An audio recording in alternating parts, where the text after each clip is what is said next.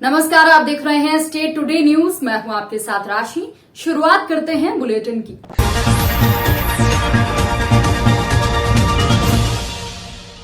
उत्तर प्रदेश के अपर प्रमुख सचिव गृह यूपीडा के सीईओ अविनाश अवस्थी पहुंचे इटावा। देखिए बनकर तैयार हो चला बुंदेलखंड एक्सप्रेस वे, जाने इस पर कब से शुरू हो जाएगा सफर। अविनाश अवस्थी ने कहा कि क्षेत्र के लोगों के लिए ये सबसे बड़ा प्रोजेक्ट शुरू हो रहा है। ये बड़ा अजीब अचीवमेंट है और ये सौभाग्य का विषय है। उन्होंने आगे कहा कि ये प्रोजेक्ट सबसे कम समय में 28 महीने में पूरा हो रहा है।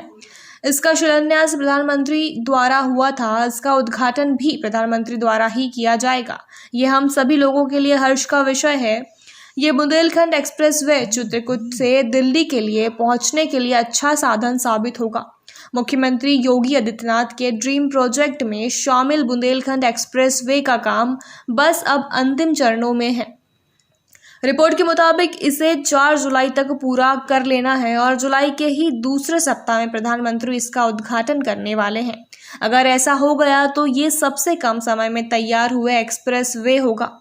अहम बिंदु उत्तर प्रदेश के अपर प्रमुख सचिव गृह और यूपीडा के सीईओ अविनाश अवस्थी इसके निर्माण कार्य की समीक्षा करने के लिए इटावा पहुंचे।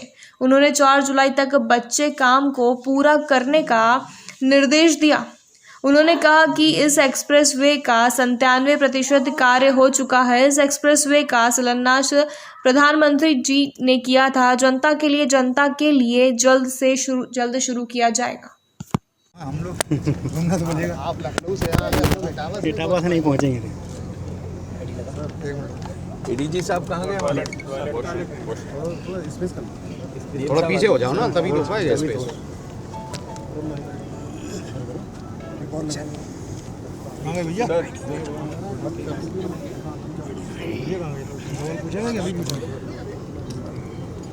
आज जो है माननीय मुख्यमंत्री जी के आदेश से, हमारे माननीय उद्योग मंत्री जी श्री नंदी जी के आदेश से हम लोग यहाँ निरीक्षण कर रहे हैं।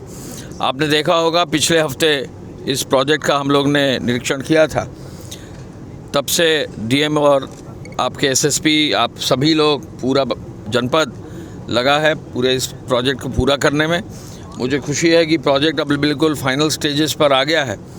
हमारी आज की प्रोग्रेस पूरे प्रोजेक्ट की 97% है। इसी पैकेज 6 में 3-4 काम जो बाकी हैं वो 4 तारीख तक कंप्लीट करने का निर्देश दिया है और संभावना यह है कि द्वितीय सप्ताह में इस प्रोजेक्ट का उद्घाटन आदरणीय प्रधानमंत्री जी से होगा। तो उसी की तैयारी में आज जुटे हुए हैं। क्षेत्र के लोगों को, क्षेत्र के जनप्रतिनिधियों को, क्षेत्र के सभी आम नागरिकों के लिए एक बहुत बड़ा जो है प्रोजेक्ट बुंदेलखंड का, रादर बुंदेलखंड का सबसे बड़ा प्रोजेक्ट जो है वो भी रिकॉर्ड समय में 28-29 महीने में शुरू हो रहा है। ये बड़ी बहुत ही बड़ा अचीवमेंट है। मुख्यमंत्री जी का विजन था, आदरणीय प्रधानमंत्री जी ने इसका शिलान्यास किया था और उनके द्वारा ही इसका उद्घाटन होगा। ये हम सभी लोगों के लिए एक सौभाग्य का विषय है। सर, बहुत सा काम बाकी है, किस तरीके के निर्देश अधिकारियों को दिए गए हैं? देखिए, पिछली बार जब आए थे तो लेबर और बढ़ा दी गई है और आप देखेंगे कि अब सब काम समेटना शुरू हो जाएगा। आज ही आप टोल प्लाज़ा देखेंगे तो ये भी कंप्लीट हो गया है। इसकी भी मशीनें अब 2-4 दिन में चलना शुरू हो जाएंगी। तो बहुत तेज़ी से काम हो रहा है। जहाँ थोड़े बहुत छोटे वर्क्स बाकी हैं वो अगले 1 सप्ताह में पूरे हो जाएंगे। सर, किलोमीटर 291 पर एक स्थान ऐसा है जहाँ अभी दोनों साइड में एक पुल कंप्लीट नहीं, वो पूरा हो जाएगा। आप देखिएगा वो 2 दिन में पूरा हो जाएगा। सभी काम पूरे हो जाएंगे बिल्कुल फाइनल स्टेजेस में। हम जरूर ये आह्वान करना चाहेंगे कि अधिक से अधिक लोग जो है इस सड़क का उपयोग करें, जिससे कि ये सड़क जिस कारण बनी है वो जो है कारण से जो है इसके औद्योगिक विकास भी हो, पर्यटन का विकास भी हो, लोगों के आने जाने में भी विकास हो। और चूँकि चित्रकूट बिल्कुल बॉर्डर तक ले जा रहा है ये, तो मध्य प्रदेश और आगे के यात्रियों के लिए भी दिल्ली जाने का ये बहुत अच्छा और बड़ा साधन होगा। धन्यवाद। शाहजहांपुर पहुंचे वित्त मंत्री सुरेश कुमार खन्ना ने चौराहों को सौंदर्यीकरण करने के लिए एक बार फिर मूर्ति का अनावरण किया है। व्यापारियों के सहयोग से लगाई गई इस मूर्ति का वित्त मंत्री सुरेश कुमार खन्ना ने उद्घाटन कर व्यापारियों को सौगात दी है। कई सालों से भामाशाह की मूर्ति के लिए व्यापारी प्रशासन से मांग कर रहे थे, जिसके चलते कैबिनेट मंत्री सुरेश कुमार खन्ना के निर्देशन में प्रशासन ने आज रोजा के चौराहे पर मूर्ति लगाने के लिए जमीन दी थी, जिसके चलते शाहजहांपुर के व्यापारियों ने सहयोग कर भामाशाह की मूर्ति को लगवाकर आज वित्त मंत्री सुरेश कुमार खन्ना के हाथों मूर्ति का अनावरण कराया है। मूर्ति अनावरण पर व्यापारियों ने अपनी खुशी जाहिर की। वहीं दूसरी ओर कैबिनेट मंत्री सुरेश कुमार खन्ना ने इस काम के लिए व्यापारियों को सराहा है। उनका कहना है कि यदि संपन्न व्यक्ति जरूरतमंदों को दान करता है तो वह भी भामाशाह बन सकता है। जिस तरीके से उन्होंने इस देश की सेवा के लिए लगातार पैसों के जरूरतमंदों का सहयोग किया, जिसके चलते उनका नाम स्वर्णिम अक्षरों से आज भी इतिहास में कायम है। और हमारे ये संजय गुप्ता जी, माननीय खन्ना जी को, ये गुप्ता जी को माननीय खन्ना जी की उपस्थिति में हमारे ये उत्तर प्रदेश वैश्य समाज के बरेली मंडल और मैं इसी संक्रांत में सीधे मैं कार्यक्रम की अध्यक्षता कर रहे हैं हमारे वयोवृद्ध नेता, हमारे वैश्य समाज के अग्रज व्यापार मंडल को और समाज में बहुत सेवाएं देते हैं, ऐसे आदरणीय गौरवान्वित अपने आप को महसूस करते हैं। लेकिन उसके पीछे वो किन परिस्थितियों से गुजरे और किस प्रकार से उन्होंने अपनी जीवन शैली का निर्वाह किया, लेकिन अकबर से कभी संधि का प्रस्ताव स्वीकार नहीं किया। यद्यपि इतिहास में बहुत से ऐसे उदाहरण भी हैं। आज का ये कार्यक्रम सभी धनाढ्यों के लिए एक प्रेरणा है। जितने भी धनाढ्य शाहजहांपुर में हैं कि उनका आदरणीय भामाशाह जी ने एक रास्ता दिखाया, इतिहास में अपना नाम अमर किया, इसलिए कि उन्होंने महाराणा प्रताप के और हमारे सेना की हमारे मेंबर 17 साल तक मदद मुकेश की, राठौर जी, इसलिए यहाँ पर स्थापित मिश्रा जी, संतोष शुक्ला जी, और मैं समझता हूँ वैभव खन्ना जी कि सभी और जितने भी संपन्न व्यक्ति हैं, उनका धन्यवाद। जो संसाधन युक्त व्यक्ति हैं, उन लोगों के लिए एक प्रेरणा है कि वो भी लोग किसी न किसी रूप में दान करें, दानवीर बने और इसी प्रकार से अपना नाम इतिहास में अमर करें। बहुत बहुत धन्यवाद। शाहजहांपुर किस प्रकार से प्रगति पे चल रहा है? कितना शाहजहांपुर तो और प्रगति पे चलेगा। अभी आप देखिए यहाँ पर हवाई पट्टी बनेगी, बड़े बड़े जहाज यहाँ पर उतरेंगे। हमने कहा था कि बड़े शहरों की जो उपलब्धियाँ हैं वो शाहजहांपुर में भी आएँ, यही उद्देश्य है। गंगा एक्सप्रेस में कितना मील का पत्थर साबित होगा? तो उसकी शुरुआत हो गई, आप देखिएगा एक रास्ता और निकलेगा भी इसमें। झांसी पहुंचे केंद्रीय राज्य मंत्री एसपी बघेल ने झांसी में भाजपा कार्यालय पहुंचकर स्वतंत्रता सेनानियों का सम्मान समारोह कार्यक्रम में शिरकत की। वहीं उन्होंने आज के दिन को काला दिन बताते हुए कांग्रेस पर हमला बोला।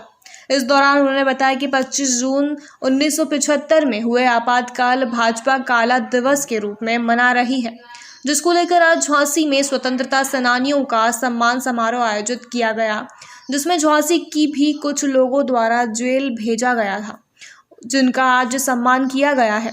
इस दौरान केंद्रीय राज्य मंत्री एसपी बघेल ने कांग्रेस पर हमला बोलते हुए कहा कि राहुल गांधी पर हुई ईडी की पूछताछ से कांग्रेस बौखलाई हुई है और वह राहुल गांधी को संविधान से ऊपर समझ रही है। आज का दिन लोकतंत्र के लिए काला दिवस है। भारत में डेमोक्रेसी है, डेमोक्रेसी के 4 स्तंभ कार्यपालिका, विधायिका, न्यायपालिका और चौथा स्तंभ मीडिया भी है।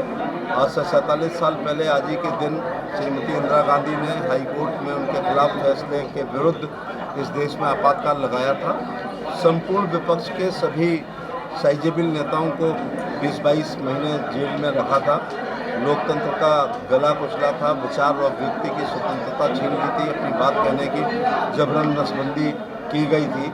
इसलिए भारतीय जनता पार्टी आज के दिन पे अटल जी, अडवाणी जी से लेकर मुरली मनोहर जोशी, चौधरी चरण सिंह, मुरारजी भाई, जयप्रकाश नारायण, सभी लोगों को जेल भेजा गया था, जिसमें मैं आज देख रहा हूँ 30-35 लोग हमारे झांसी से भी जेल गए थे और जो उनका गुनाह नहीं था, एक फर्जी FIR DIR और विसा में लिखते हुए उनको जेल भेजा गया था।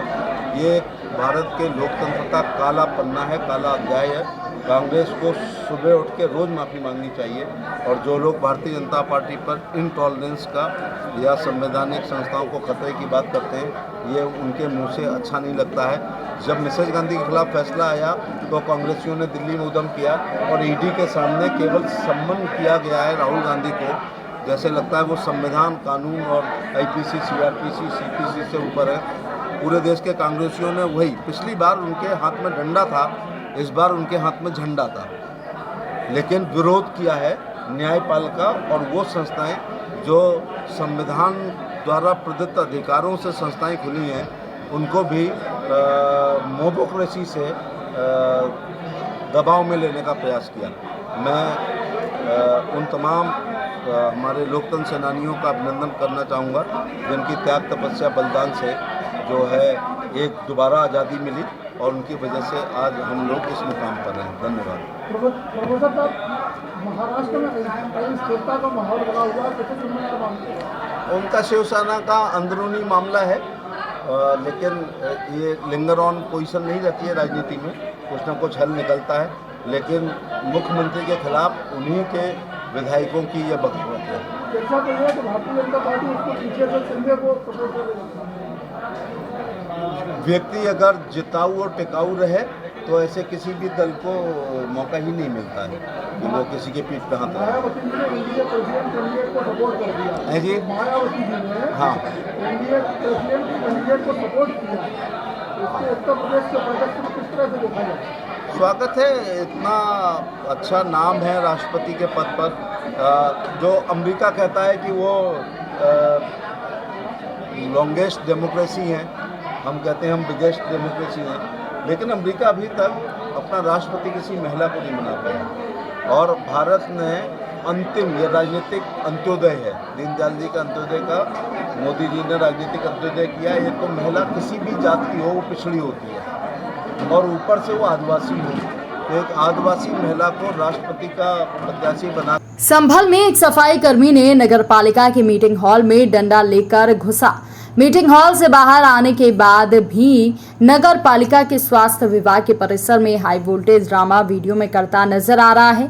इस दौरान सफाई कर्मी डंडा चलाकर धमकाने के साथ गाली गलौज करते हुए कैमरे में कैद हुए। अभद्र टिप्पणी करते हुए रिश्वतखोरी के आरोप भी ये आरोपी लगाता रहा। पहली नजर में कर्मचारी नशे में नजर आ रहा था। पूरा मामला चंदूसी नगर पालिका के स्वास्थ्य विभाग परिसर का है, जहां सफाई कर्मी राम नारायण यादव डंडा लेकर घुस गया। बकाया वेतन की मांग करते हुए सफाई कर्मी ने गाली गलौज की, डंडा जमीन पर फटकार कर रंगबाजी करता रहा। यही नहीं, वो गाली देने की बात स्वीकार रहा था, वहीं रिश्वत देने के साक्ष्य होने का दावा करता रहा। अलबत्ता सफाई कर्मी की इस अलोकतांत्रिक हरकत से अफरा तफरी का माहौल रहा। वहीं ईओ ने सफाई कर्मी के खिलाफ कार्यवाही की बात कही है। आया और जबरदस्ती घुसाया, क्या मामला है? ऐसा है कि अभी एक बीसी कर्मचारी आया, जैसा हमें जानकारी में आया है कि इसका 2-4 दिनों से वेतन, पिछले महीने का 10 दिन का वेतन नहीं मिला था। कारण ये है कि वो 10 दिनों तक कार्य पे नहीं आए थे, जिसके कारण उसका वेतन नहीं मिला। अभी मेरे भी संज्ञान में आया है, इसकी रिपोर्ट लेते हुए इस पर उचित कार्रवाई की जाएगी। फिलहाल इस बुलेटिन में इतना ही। आप देखते रहिए स्टेट टुडे न्यूज।